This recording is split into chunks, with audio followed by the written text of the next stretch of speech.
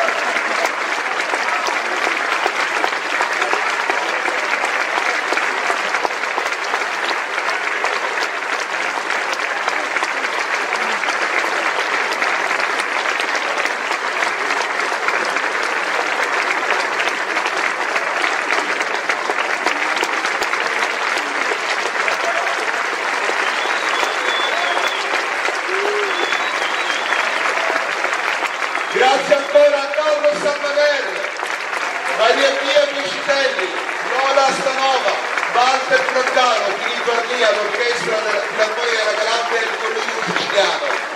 Grazie ancora, viva Puccini, viva la buona musica e vi appuntamento il 9 agosto con Turandot. Viva ancora per tutti, grazie!